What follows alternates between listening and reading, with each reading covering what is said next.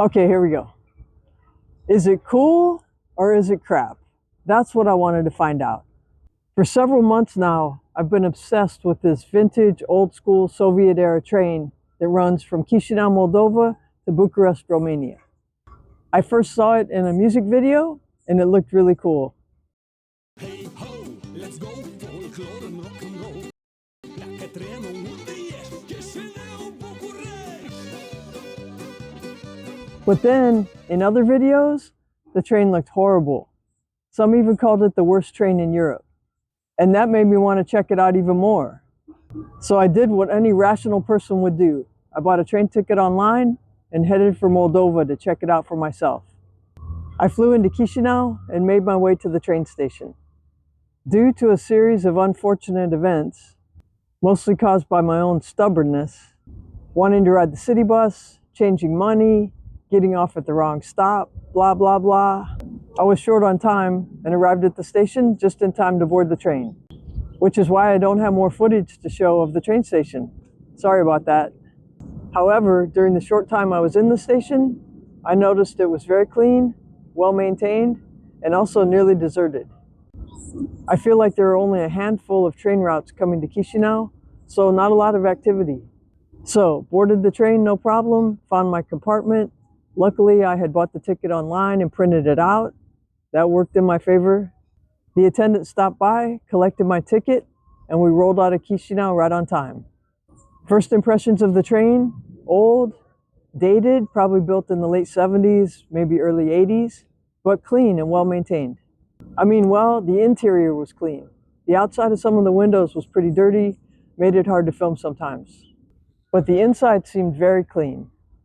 For instance, in my compartment, the mirror was very clean, the little table, not sticky, the fabric covering the seats, old, a little bit worn, but not stained or anything, you know, in good shape for its age. And the inside had a lot of nice touches, like the flower pots in the windows and the cloth runners protecting the carpet. It made me feel like even though the train is old, there are people who take pride in the upkeep and are doing their best to make it as nice as possible. With that being said, a couple negatives worth mentioning. No Wi-Fi, but that's to be expected, right? And the electric outlets in my room were completely worn out. You plug something in, falls right back out. I wound up charging off of my portable power bank instead. Felt like it was just safer that way.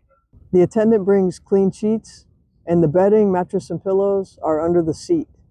After that, you're on your own to make everything up, which explains why mine was, well, less than perfect. Also on board the train, there's a little snack bar where you can get drinks, chips, candy, things like that. And they do make, it seemed like only one hot dish, which was sausage and eggs. But I would also say bring some snacks just in case nothing strikes your fancy at the snack bar.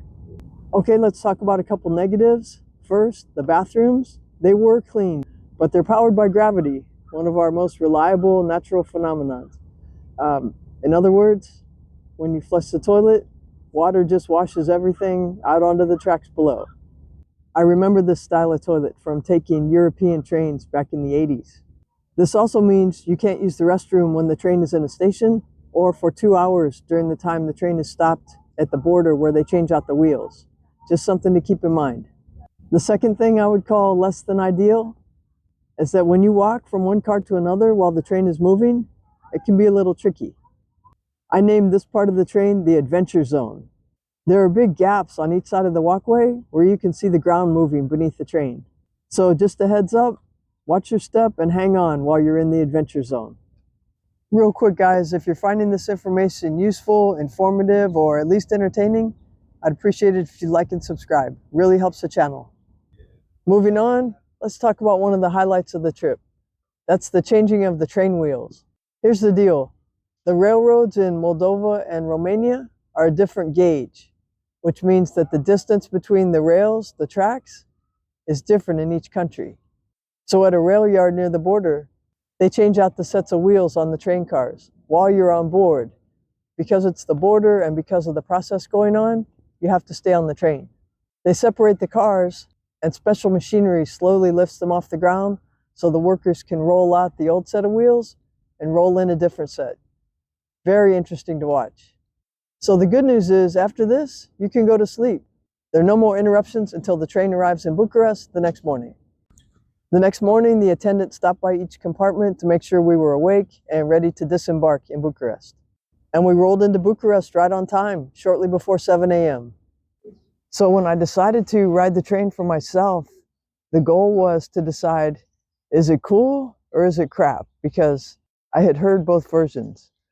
I saw the music video and that looked super cool, but then I watched some other videos. They were leaning toward the opinion of it's crap. For me, I say it heavily leans towards cool. Yeah, it's not the most modern.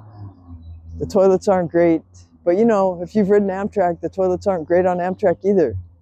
So I just think for the experience of it all and seeing them change the wheels in the middle of the night in some random station in the middle of Romania, it's just a very unique experience. And I say that the cool definitely outweighs the crap for me.